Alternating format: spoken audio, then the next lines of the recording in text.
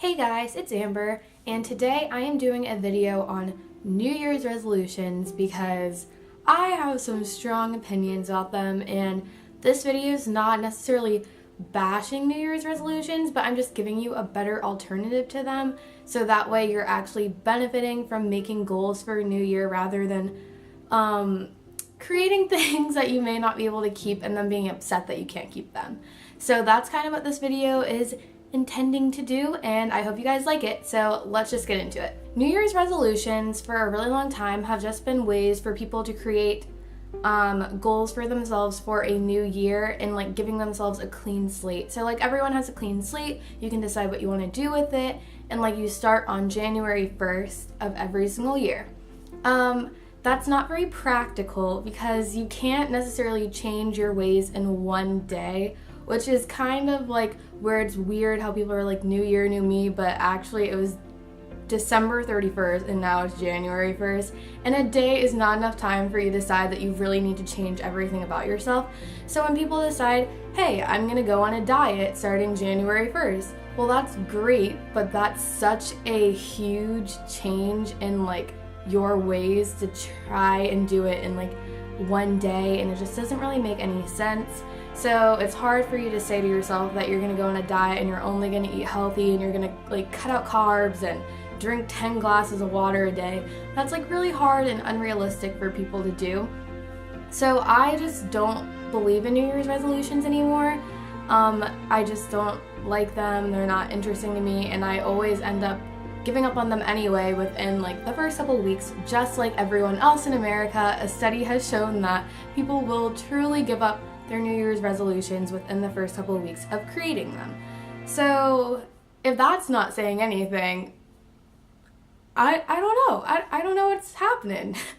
But so on to like what I think is a healthier alternative to New Year's resolutions. I have like a little story to go along with it.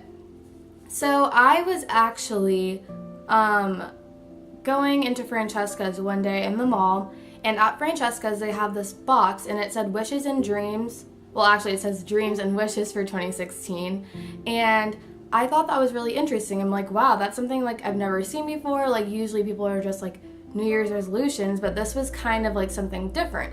It's about like your wishes and your dreams. And when it comes to wishes and dreams, they aren't things that you have to obtain. They're just things that you kind of set for yourself. And if they happen, that's awesome. And if they don't, well, that's okay too, because they weren't something that you specifically were like, okay, this has to be done. So I think that's a better alternative to what you should do instead of New Year's resolutions. And I actually made like these little boxes that were kind of just like that, and I'm giving them to my friends. So it's like a tradition that I can do with them every year.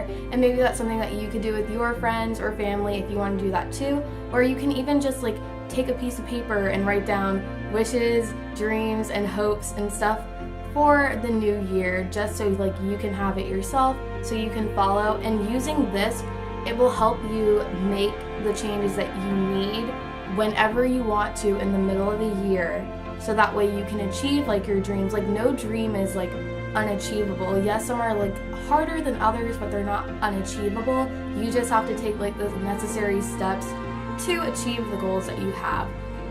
So I think that that's a better idea of goal reaching and stuff like that if you just do a wishes and dreams list of things that you want to do, rather than New Year's resolutions where you either succeed or you fail, and then you're going to feel bad about yourself if you can't do it, and then you're never going to want to try and do it again. Like when people usually are like, okay, if I'm going to this year lose 15 pounds, if you don't lose it, then you're going to be like, oh, well, there's no point in me trying to lose 15 pounds ever again because I can't do it. And that's not fair to yourself. That's not helping yourself. Why don't you like hope or dream for the new year that I become healthy, rather than saying, oh, I need to like lose this much weight, or I need to like become a vegetarian so I can help myself lose weight. Like that's not what you should do. And personally, I'll give you some of my dreams and wishes for the new year. So some of my dreams and wishes for the new year are to be happy, because I just hope to be happy. I'm not necessarily sure that's gonna happen. I'm not gonna set out January 1st to like be happy, but that's something that I really hope will happen this year, to find inner peace within myself, because the more inner peace that you have with yourself and the more confident you are, the better your life will just be in general. So I really hope that happens this year.